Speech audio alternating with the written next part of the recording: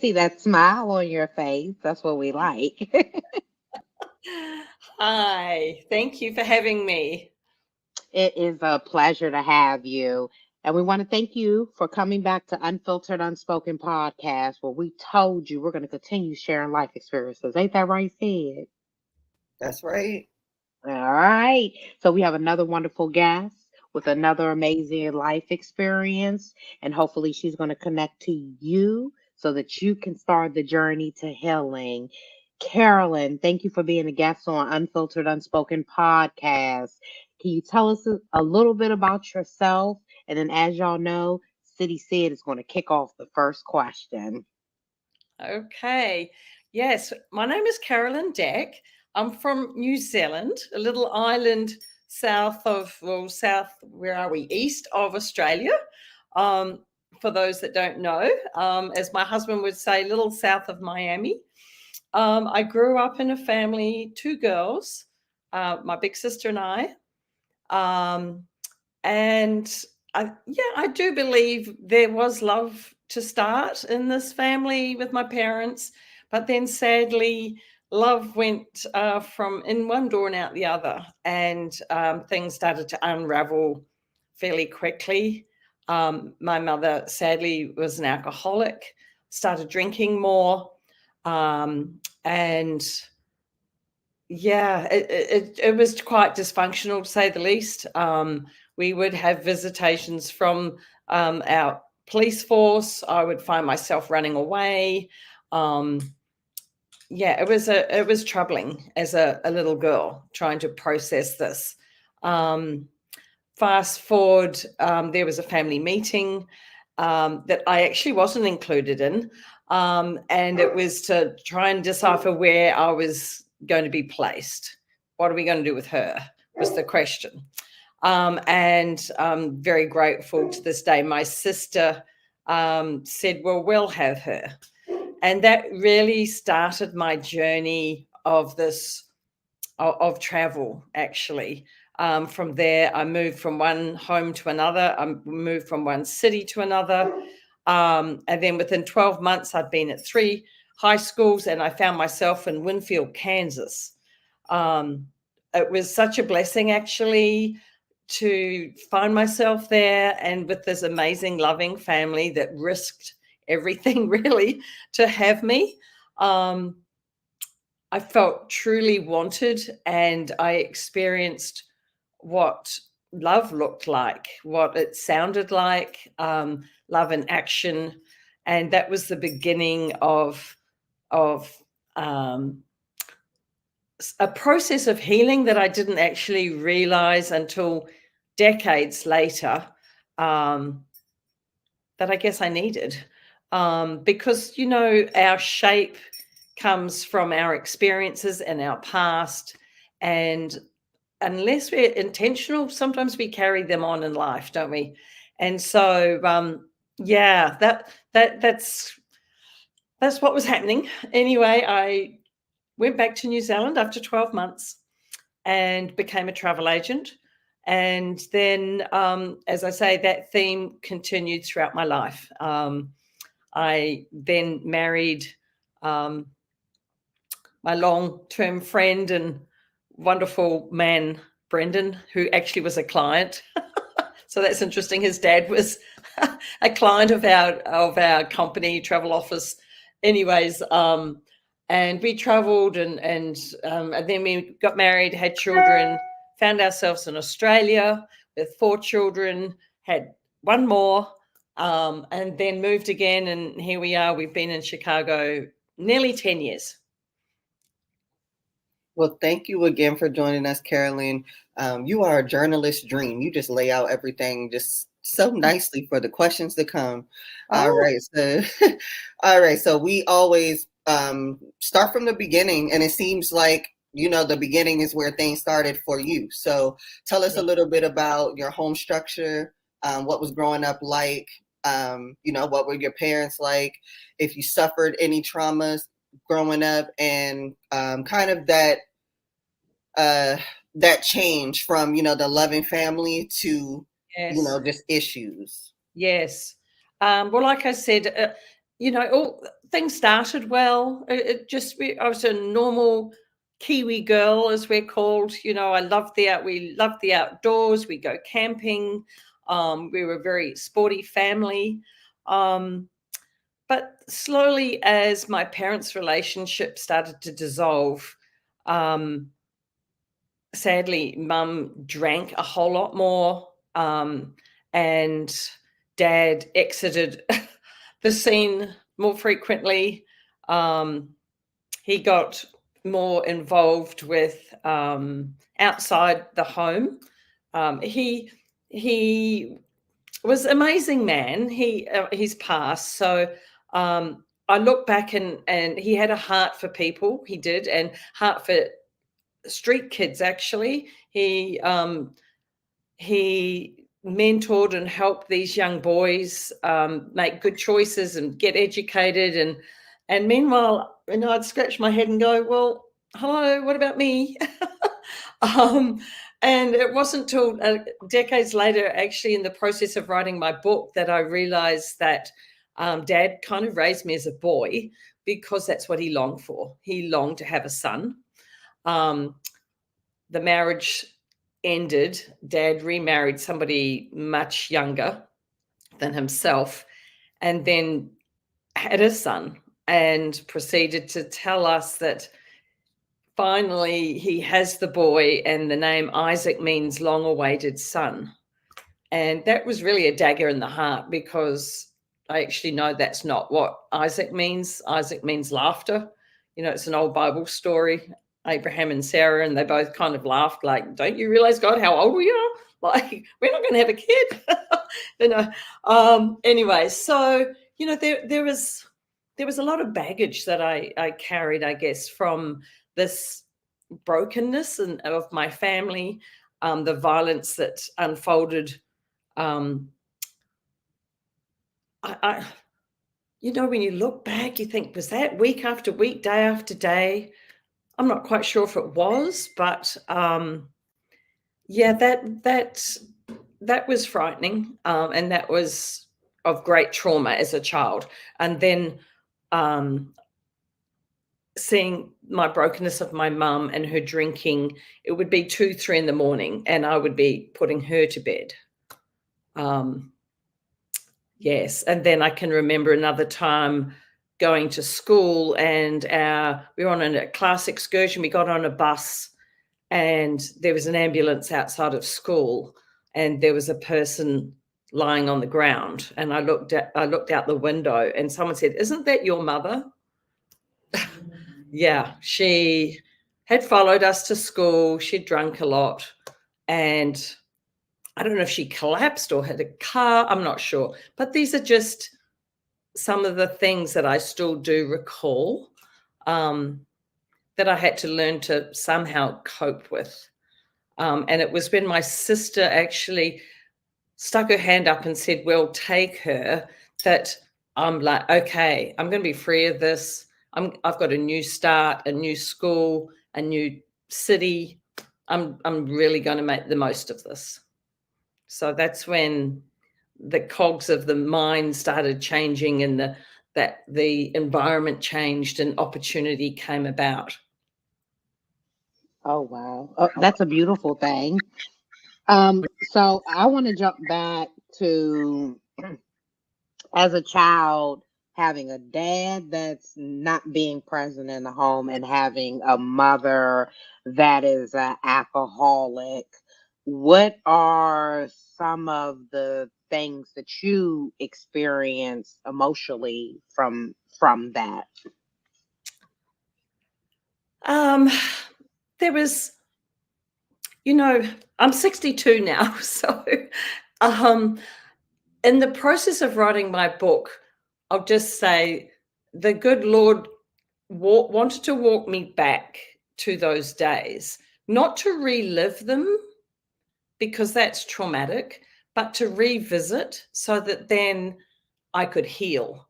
So in answer to your question, there are things that come to mind where, plates were being broken and glasses were being smashed against walls, and there was a physical push and shove, and the phone would be ripped off the wall, and then the police would come, and then Dad would disappear for the rest of the night. So on recalling those events, I was terrified. It's frightening. It's frightening to watch that. And I do recall when I went to live with my sister, it was out in the country, and I'd hear a thud or a bang or something, and I would just instantly, oh my gosh, I was like, what's that? What's that noise? And it was like I was ready and prepping myself for something bad to happen. Yes, so I guess there's fear and anxiety that you take with you, and then you start having this monologue in your head as you get older into those teenage years, and wondering, are you loved? Are you cared for? And just when you start to evaluate actually parents' behavior, you start to question that. And then if you're not careful, that questioning goes to anger, and then that sows the seed of resentment. And yeah, that's not a nice seed to have planted in your heart. Absolutely. And then the situation you mentioned where, where somebody was like, is that your mom? Were outside of that moment, were you ever embarrassed, or, has she ever put you in other positions like that as well? I'm fairly sure, yes. But Mum and I, we had a beautiful relationship, and we still do. We're very close. She said once that it was, she was a nurse. So she was a very smart woman. She actually wanted to be a vet. She was an only child, and she wasn't allowed to be, is how she would put it. Her mother said, "Oh no, Rosemary, you can't. Girls aren't vets. You've got to go and be a nurse." So over the years, I've grown to have such compassion for my mother, because she is still at this dear old age of 87, turning 88 this year. She's still living in the past. She's still living and hearing the voice of her mother, hearing the voice of not being worthy or wanted, or because that was her experience. So this generational pain I could see unfolding. And so I say in a chapter in my book, it was very difficult, but beautiful at the same time. Mum asked me the question, so your dad raised you with faith. He was a man of faith. He worked in the church, and he cared for the homeless and the street kids, etc. But what have I taught you? What have I given you? And I said to her, Mum, I say this with such love, and it's going to be hard to hear, but you've taught me how not to live. And that has been a very costly price that you have paid, but that I have really reaped the benefit of. And whilst there are, those very difficult memories of her brokenness, sadly, years later, she attempted suicide quite a number of times, which was hugely traumatic, because 3 of those times I was there. I was the only one there. So yes, it's difficult, right? Someone you love, and seeing them feeling so worthless as well, and yet here she is. She's still alive. And I say to her, Mum, you're amazing, and God still has work for you, actually. And you have just taught me so much on both sides of the coin, how to live and how not to live. One thing that was really special that I talk about too was the meaning of her name. And when I researched that and I told her, that was also an amazingly healing moment, because then I looked at what my name meant, and I never really liked my name, to be honest. And it was the female of the male Charles, and my father's name is Charles, and I know he always wanted a boy, and he raised me like a boy, a bit of a tomboy. And that really then made me realize that somehow it gave me a sense of belonging. Song of happiness is another meaning of my name, and Mum and I have spent some amazing times together when I've gone back to New Zealand, and we've gone on holiday together. We've gone horseback riding. We've gone on car journeys, and she said like her song of happiness, which is beautiful for me to hear, as an older person now, realizing that I've been able to perhaps sow some joy into her life. And then the other one that was really got me was that my name means strong. And I look back and I think, wow, considering I really dislike my name, because everybody gets my name wrong. Hi, Caroline. And I just said, no, Carolyn. It's like, oh, can't even get my name right. And to understand and hear that my name meant strong, I'm like, wow, I am strong. I was strong as a little girl. I was the one that got up and put Mum to bed. I was the one that Dad enjoyed taking me doing these boy things that was sort of tomboyish, but kind of made me strong. I was quite athletic and sporty, and yes, I can have a strong opinion on things that actually get me in trouble. My husband's going, okay, like, all right, enough, I'm learning to try and, have you heard of the Enneagram by any chance? No, I have not. Okay. No, what is it? It's a great resource. It's where you look at a number and it tells you like the good side of you and the not so good. They even say it's the ugly, but you can be basically one number, and I'm an 8. I'm like the elephant in the room that swings its trunk around, claiming to make these statements, knock everybody over, then go back and, oh, sorry, did I hurt you? Didn't mean to hurt you, that one that says things too bluntly, Mum said to me once, I'm so dogmatic. And that's the sort of, I see that male side of the Charles being my name, the boy that my dad raised, in me. And yes, I found this book really helpful because it highlights what you can embrace, but it also highlights those parts that you really should work on. And that was one of them.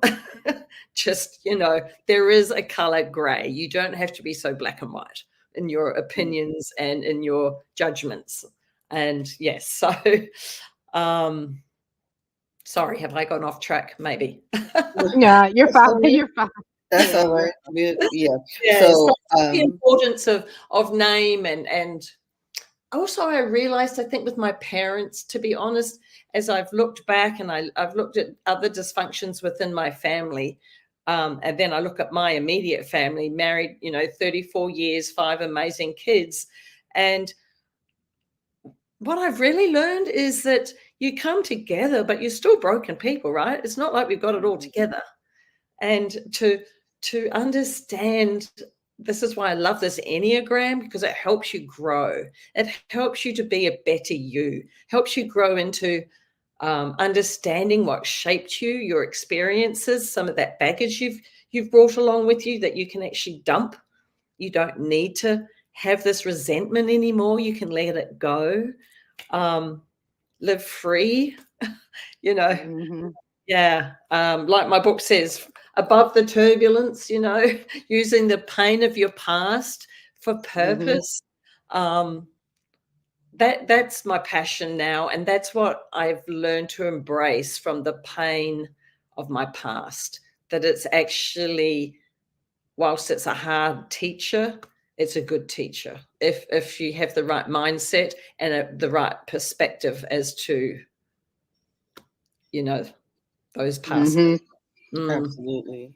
Yeah. Now, I'm not sure of the age difference between you and your sister, but do you feel that she experienced, everything to the extent that you experienced, to the point that you had to kind of, the social services and things like that were involved? Was she in that atmosphere as well, to help relate with being able to take you? I think for her, she's my big sister, so she's 3 years older, and I'm quite sure, she felt the responsibility of trying to look after her little sister. I'm quite sure, and keep me safe. What I've also learned is that in any scenario, whether you're in a room with somebody talking or you're a sibling looking back at your past, the truth for her is different than my truth because my experience was different. My perspective is different. And so some of the things I think that she's carried, I would say, well, actually, that's not true, Deb. That's not how it's been or how it was.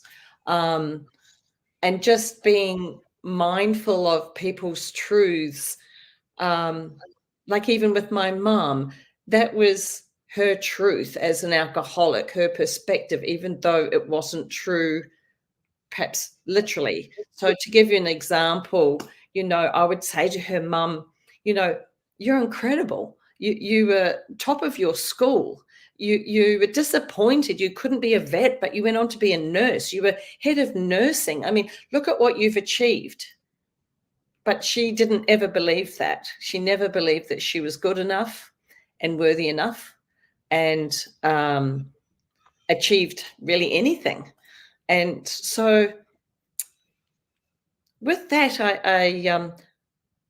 I've come to understand that when you look at what you believe, it's really good to go deep into what you believe, because hidden in the spelling of believe is L-I-E. Believe. It can be hidden in lies, right? Lies. Even lies. And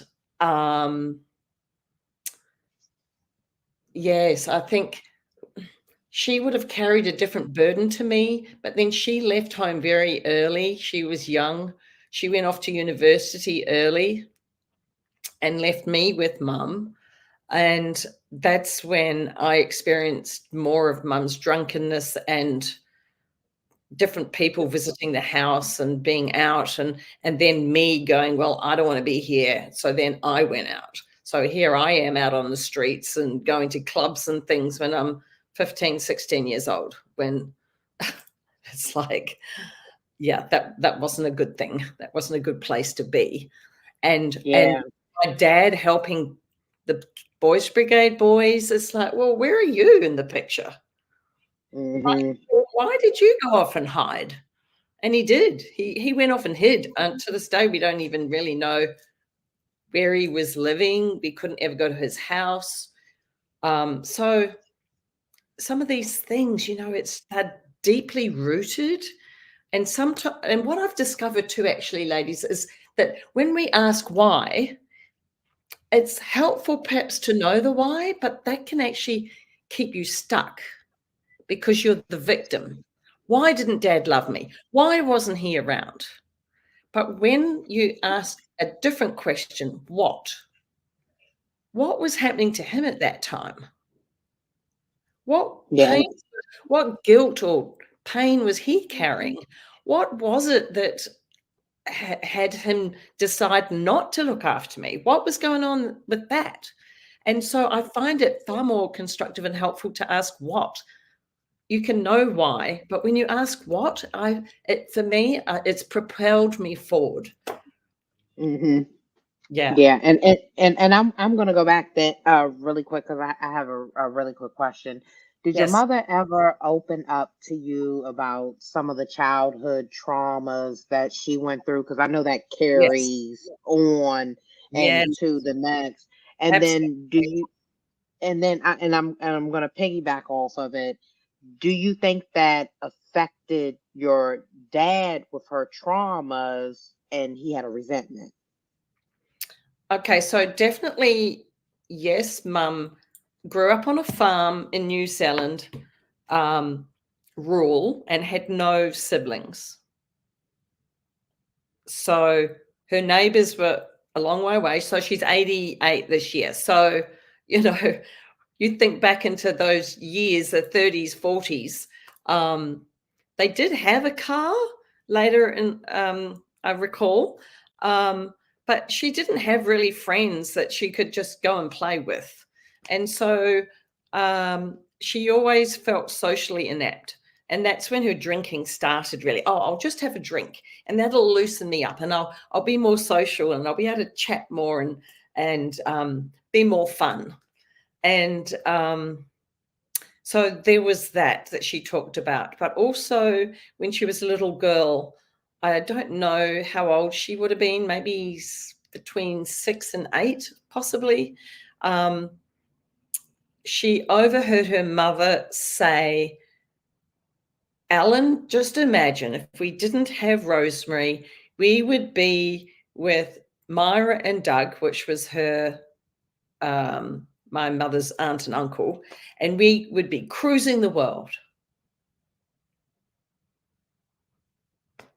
So not only did she not have siblings, she had no one to play with, she had no one to talk to, and then she overheard this conversation that her mother had had with her father. So out of that stemmed a lot of her pain and then a lot of the choices that she made that then, I mean, that's one of my logos now, choice defines. And I've come to realize that even though choices were made for you or made for us, made for me, we still have a choice. How are we going to respond?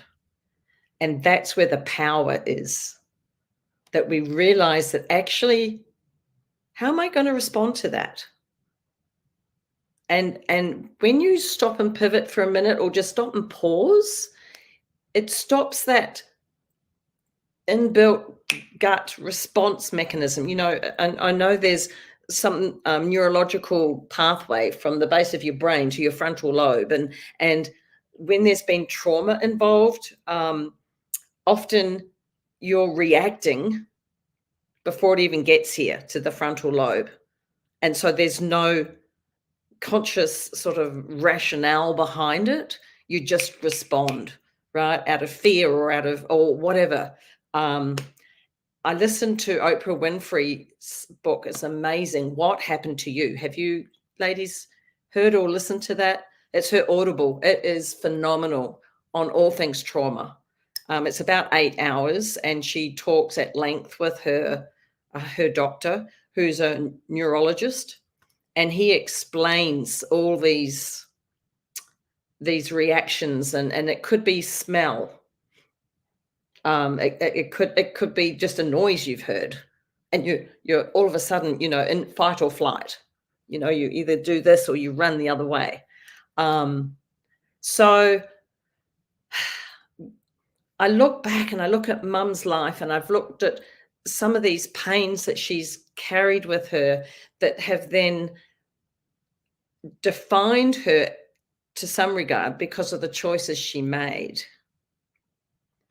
And I believe that's for everybody. Even like there was something going on with my dad that I didn't actually know about until his funeral.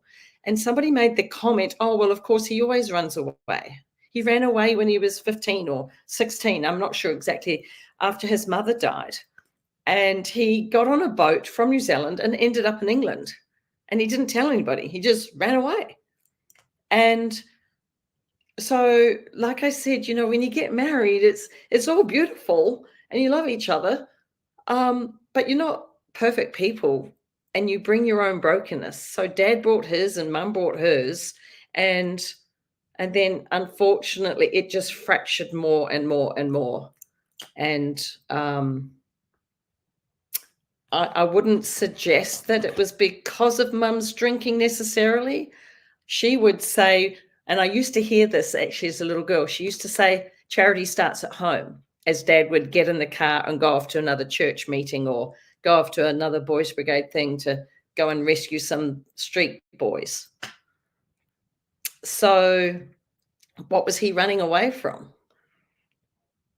He was running away from this relationship with his wife that was crumbling, and he didn't know how to deal with it either, because that was his fight or flight. He would fly away. He'd disappear. Absolutely. Now, what was, once you were able, to get out of the home for 12 months, you said, and, you're kind of in a remote setting. What was your experience like there? I know you said that it, ended up working out well for you. So tell us a little bit about that time period of going to live with your sister. Yes. I'm so grateful to this day. So she had only been married, I think, 12 months. So she was young and newly married, and what a responsibility taking on a little sister. And it really was wonderful. They were incredible to me. Deb's 3 years older than me, and I was at this stage 16, I think. So she was 19, maybe going on 20. And like I said, I used to be out on the street. I'd be going to bars and pubs and clubs and things, and I looked a lot older than I was. And so I used to actually go out socially with her and her husband, and they were at university, and all their university friends just welcomed me in, and I was having the time of my life. It was great. It was a lot of fun. I played a lot of sport. It was sport actually that got me through this new social situation where here I am at 16 going to a new school. Everyone's got their own friends already. It was an all-girls school, and it's like, oh my gosh, this is tough. This is really tough. And the first term, I'd probably hardly talk to anybody. I'd be sitting on my own at lunchtime, feeling pretty lonely, just waiting for the end of class to get back to my sister and hang out with her and her husband, and then go and hang out with their friends.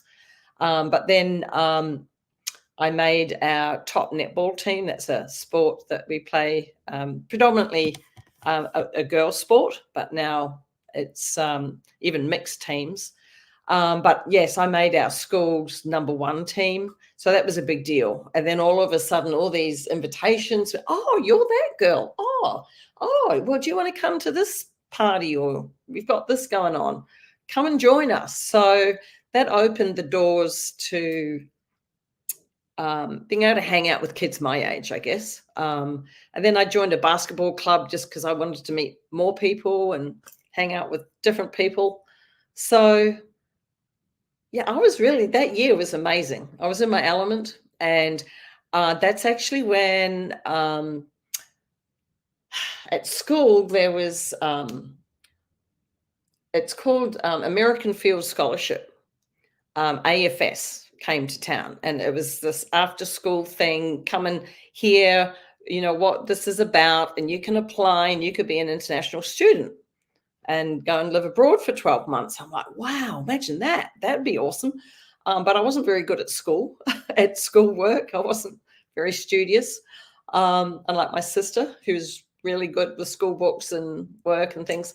Anyway, it was a miracle, really. I applied.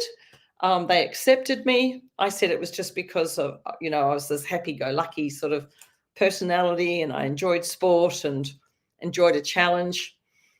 Anyway, yeah, so after that 12 months, my father then put his hand up and said, well, I'll look after her. And that was an interesting time because I didn't actually live with him. I lived with his girlfriend, who was like a year older than my sister. So she was going to Polytechnic, doing fashion and design school, and we became friends, actually. So for me, it kind of worked well. I like to sew. She taught me how to sew. And yeah, it kind of worked. And then in the middle of that year, in the July, off I went. I went to America for 12 months with this incredible family. As I said, that was a big risk. I mean, taking this, I can remember opening my envelope going, okay, I'm going to America. I'm going to Kansas. I'm going to where now? I'm like, where in the heck's Winfield, Kansas? Like, does it even exist? Is this a joke? You know, because there's this tiny little town south of Wichita. And I'm sure they were going like, New Zealand, where on earth is that place? You know, it was incredible. And they're just still in contact with them. They're just the most incredible family. I was very fortunate just recently, actually, my big sister, my host sister, became a travel agent, and I was a travel agent, and the younger sister was a teacher, and my sister's a teacher. Anyway, Laurie had this conference, Girl, You're Enough. And she invited me to speak at that and talk about my experience in my book and just share the story about embracing who we are, that we are enough and you can be you. And God has an amazing plan for your life, and he will use all those broken bits. And yeah, it was wonderful. Love it. Love it. So I'm going to jump in. How was it the transition from going to broken to fix and bonding with your dad's girlfriend after the time your dad just went away? Did you and your dad bond through that too as well? Yeah, I guess we did. You know, I was young, and I look back, and it was an aha moment I had in Australia where a girlfriend of mine, her daughter, just happened to be randomly walking past, and we had this conversation. She came and joined us for a drink, and we were chatting, and her parents, my girlfriend and her husband, were splitting, and she was broken and so unhappy, and obviously in her own trauma with that experience. And because of mine, I was able to talk into her life. And I said, you know what, Charlotte, the thing is, sometimes our parents are actually treading water themselves, right? And it's not that they don't love us, but they're just not capable right now of caring for us. You know, they're in such a bad space themselves. It's like they're in this sinking sand, and they're fighting for their own life, you know, just like, oh. And so it helped me to realize that it wasn't really all about me. Purpose-Driven Life. I don't know if you know that book either, by Rick Warren, Pastor Rick Warren. He has Daily Hope. And he's written this book, and the first sentence said, "It's not all about you." And it was an amazing aha moment, because actually when we can take the focus off ourselves and have a higher perspective, and as I said earlier, instead of just reacting, you can actually pause and stop a minute and choose how you're going to respond. The outcome is always better. So I think looking back at those, I was young, immature, and I was just happy that, there was peace and harmony. And in all intents purposes, my dad seemed happy and it was peaceful. So in that situation, I guess it allowed us to bond better and have fun, and there was laughter again, right? And there was joy again. Yeah. And then I went away for the year, and interestingly, I came back to New Zealand after being gone a year, and no one met me at the airport. That was another wow moment of, oh, well, I guess I just have to get on somehow. Like, where is everybody? Oh, okay. Well, no one's here. Lucky I contacted my girlfriend and I can go and stay with her. It was bizarre. It was so bizarre. Just when you think things are looking up. Yeah. For sure. Now, all of this, like I said, and I just love this actually, that Romans 8:28, that promise God gives us. You look at Joseph in the Old Testament and what his brothers did to him and sold him off and all these things. He was accused of rape. He was thrown in jail. He was forgotten, all these things. But God purposed it all for good. And even for me, that was another aha. You are strong. You are capable. You've been abroad. You're back home. You have some connection, and somehow I landed on my feet. Absolutely. Now, did your kind of troubles with upbringing or within the home, or examples you've seen, did that cause you to have to kiss a few frogs before finding your husband? Did it get you into any predicaments and relationships wise?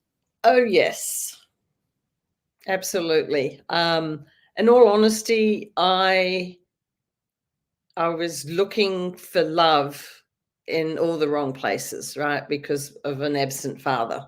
And in those years, I came back. Dad's now busy with his girlfriend. Well, actually, what happened when I came back to New Zealand, Dad had done taken off overseas for a global sort of working holiday with his girlfriend. And so when I got home, Mum was still really struggling with alcoholism. My sister was busy with her, her life and her husband and her family. And I was back in my hometown with nobody. I found somewhere to live. I found a really good job. But yes, I just went through so many boyfriends, quite frankly. It was sad. And I was just looking to be loved. And yeah, to your point, I kissed many frogs. It was quite a empty time. I can remember having a conversation with another family member, and she said, "Oh my gosh, what I got away with was amazing. If only my parents knew. I just got away with so much." And I said, "Yeah, but did you really?" Because I reassessed my getting away with it, and it was so destructive. It was awful, and it just cheapened who I was. And then you just kind of live with that and think, well, you're not worthy of it anyway. You know what I mean? And it's like, you're not really getting away with it because it impacts you. It impacts you deeply. Mm-hmm. So, I have a question. So, at your childhood, you had to run away from your problems. You get yourself together, go away, come back. Did it feel like everyone was running away from you? Because your sister was there and now she's moving on with her husband. Your dad's moved, mom's struggling. Did you feel abandoned? I think those feelings of abandonment were when I was much younger, actually. Now in my adolescent years and in my 20s, like, no, I didn't feel abandoned at all. I actually felt free. I'm like, great, I'm going to make this life my own and I'm going to make my choices, and I was just going to get on with it. So I think more that abandonment was when I was younger. As the years progressed, and Dad then did marry his girlfriend, and then sadly that didn't last, and that was a disaster. Mum remarried, and she did have a long-lasting relationship and husband, which was wonderful until he passed. What got me in my years then later on, I guess, I was still so angry at my dad, to be honest, of his poor choices. And I'm like, you should know better than this, and I kept judging him, and I couldn't not stop judging him. And that's what possibly destroyed our relationship more than anything. I was just disappointed in somebody who was deeply faith, I guess, driven. I don't like the word religion. Religion to me is man-made. Christianity isn't. Christianity is all about Jesus and God coming to earth as himself to relate to us. He came to earth to be with us, whereas religion, you're so busy trying to climb up this ladder to ever be good enough. And we know we're never going to be good enough. And so this is why I love my relationship with the Lord, because he's done it all. He accepts me for who I am, and all those frogs I kissed and all those other things and all that bitterness and anger and resentment, all these things. He goes, it's a new day. Mercies start new each day. It's okay. Let's start again. Let's go again. And so it troubled me that I was so troubled with this judgment of my father, because I expected him to behave better and make better choices, and he still didn't.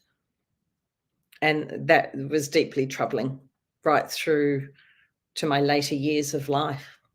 Oh,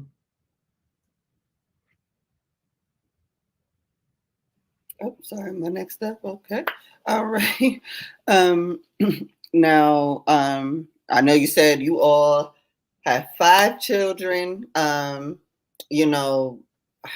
has how's life kind of, materialized, and what are you, I guess, what are your personal endeavors that kind of attribute to, what you've gone through in the past, and, how you're helping folks in the same situation?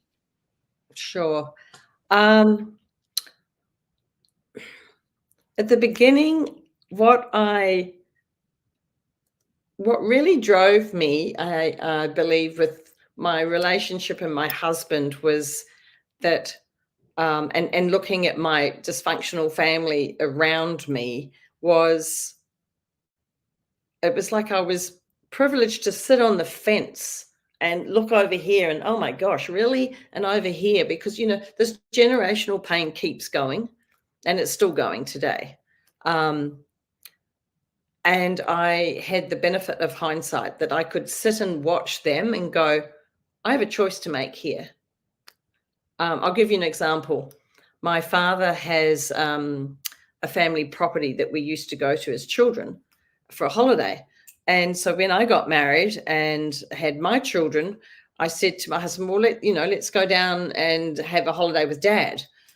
And honestly, it was so hard. It was awful. It was just so unpleasant on so many levels. I won't delve into why, but it just really was.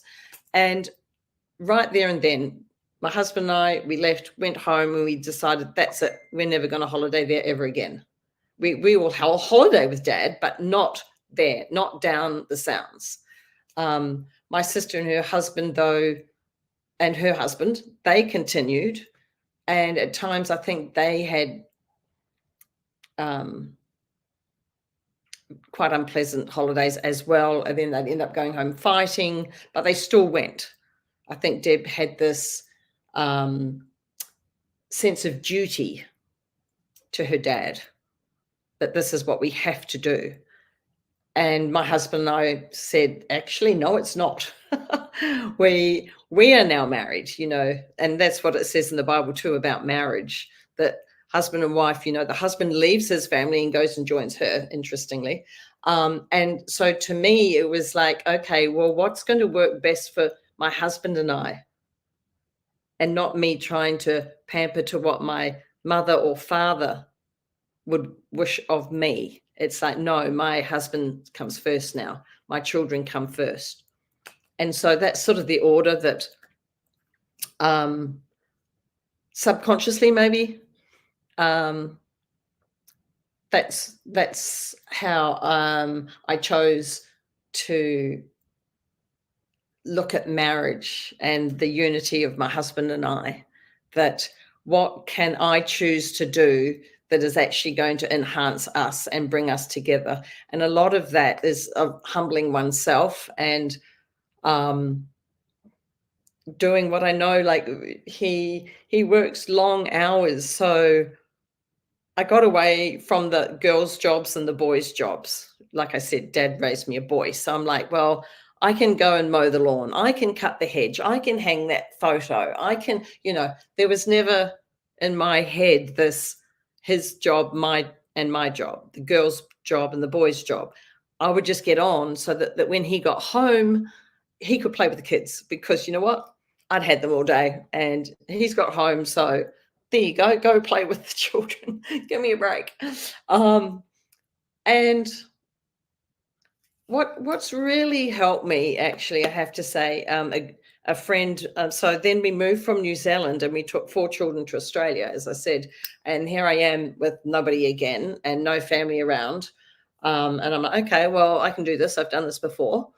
And this lady said to me, oh, you may really enjoy the study that I do. It's called BSF, Bible Study Fellowship. So it's in fellowship with other women. And it's not a religious sort of, we do it by the book of the Presbyterian or the, the Methodist Church or the Catholic Church. We don't do any of that. It's just reading the word as it is and studying it that way. And to be honest, initially I said no. And then I said, okay, I'll do this for 6 months. I haven't really got time for this, but I think it could be useful, or I want to meet other women. This will be good. And honestly, that's been my rock. Basic instruction before leaving Earth, AKA the Bible. And really that has helped me in all my life. Once I understood the teaching, understood what marriage looked like, understood what it looked like to be loved, to be forgiven, to live under grace, because I couldn't live under grace with my dad. I didn't afford him grace. I was just so angry at him. But then I was listening to Joyce Meyer one day, and I don't know if you know her, but she said, write down all those things that, you despise about whoever it is that you're angry at. Go and write them down. Okay, have you done yet? No, haven't done. Okay, well, get another piece of paper. Keep writing, turn it over, fill it out. Are you done? Yeah, I think I'm done. She goes, good. Now get another page and start writing yours. Start writing the things that you do, that you've done, that you're secretly hiding here, that no one knows about. Has God's grace covered that? Are you forgiven for that? Yes, of course. So how is it then you're carrying 2 A4 pages full of misdemeanors against your father? It's like, wow. So Philip Yancey, What's So Amazing About Grace, that's another great book. And it really is my lifeline to understand how to do this life. It's so hard. But the Lord's Prayer says to have heaven on earth. We don't have to die to go to heaven. We can actually have a taste of it now. And so to be able to taste that every day, for me, is everything. It's my lifeline. It helps me grapple with things and unpack things that God doesn't want me carrying around anymore. Jesus said his yoke is light. Yoke with me, at basically saying, I'll carry that. You just hand it over. And so as I've started to do that, that's where I really started more deeply that healing process of understanding. Okay. Yeah. Perfect. Because I was just going to go into that, and you've already answered that. Okay. So, yes. So we are almost at time, and so I'm going to do my piece, and then Sid's going to do hers. Can you give the audience maybe one thing that helped you to start your journey to healing, and maybe it can help them as well? Sure. I really want people to know that you have choice. Choice is what will be your power source to moving on. And my go-to choice is every day having quiet meditation and hearing from the Lord each day. He has something. I use a little book called Jesus Calling. And I said this to my mum, give yourself a pat on the back every day, every morning. You need to encourage yourself on. Give yourself a pat on the back. And she goes, what on earth's that? And it's like, P, in this Jesus Calling devotional, look for a promise. God has a promise for you today. He has an application. He has something that he wants you to do. And then there is a truth that you can live and hold on to for that day. And so to me, once that relationship for me started to grow and I truly knew who I was, that he created me, he loves me unconditionally. He saw me knitted in my mother's womb. Like he knows the hairs on my head. He knows me more intimately than I do. So when I made that choice to walk with him every day, it changed the direction of my life. It changed the perspective of my thinking. My stinking thinking slowly eroded, and it was then filled with the glorious love and empowerment that the Lord has for me. And yes, if you can afford yourself that, and if you don't believe, that's okay. But maybe shake that belief and see what little hidden lie there is that's stopping you from believing that you are greatly loved by the God that created you, that came to earth, that wants to live and be with you in your life and help you and give you abundance like you cannot even possibly fathom.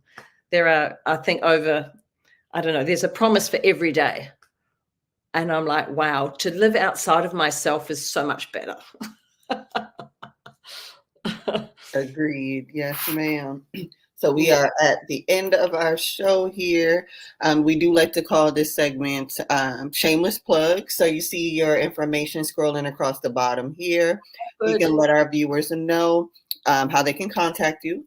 utilize your services, where they can purchase your book, anything else you have for sale, any causes you want to drive traffic to, you have the floor. Oh, thank you. Yes, so I'm on actively on Facebook and Instagram. Please reach out to me there and engage with any of the posts I have.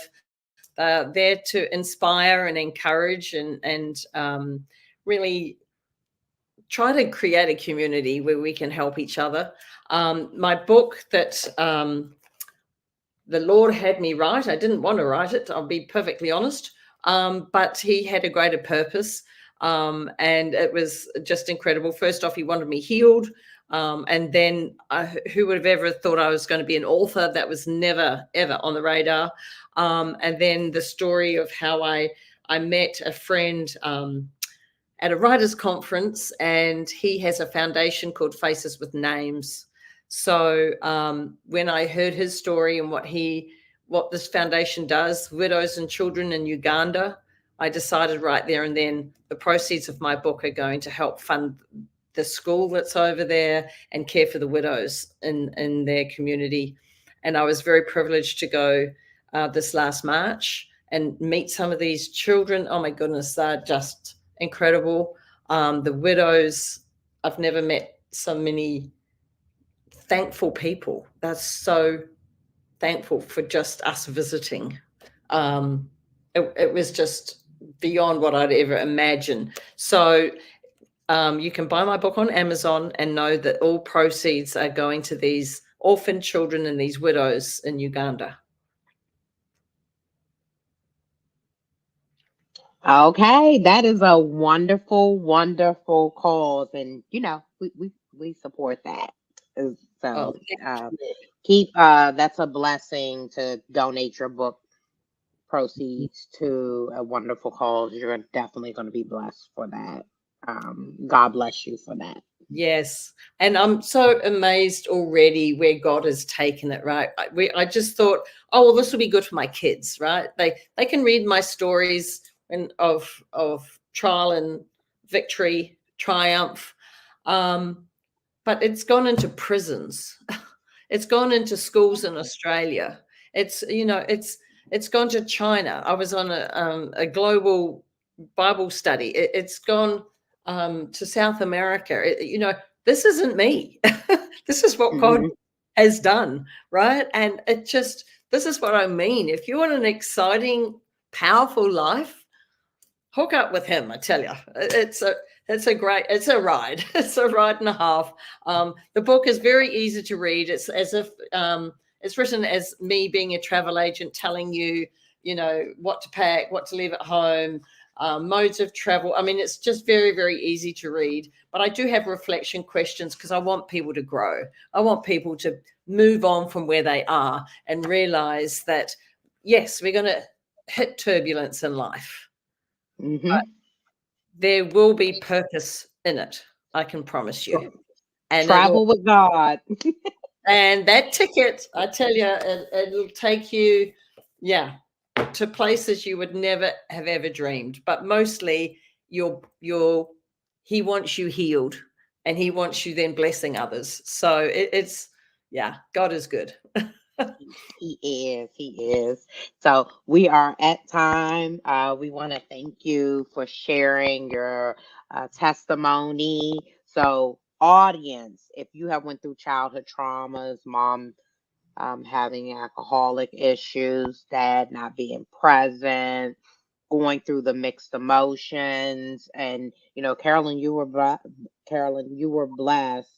to be able to go move with your sister. So it's thankful that your sister was able to take you out. I mean, that's the majority of your childhood, 16. So that is a long time to go through those trials and tribulations. But look at you. Look how strong you are.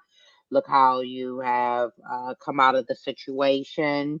So we just want to let you know, audience, that there is hope, that you can come out of this situation if you just have to believe in yourself and keep pushing. And sometimes your freedom is releasing and letting go of things that are hurting you. And Carolyn is a testimony of just that. So We want to thank you for tuning into Unfiltered Unspoken Podcast. And we're going to keep bringing it to them, Sid, right? Correct. We ain't going nowhere. We coming back to you. Thank you for tuning in, Carolyn. Thank you for being a guest on Unfiltered Unspoken Podcast. Thanks for the privilege. God bless. It's a pleasure. God bless.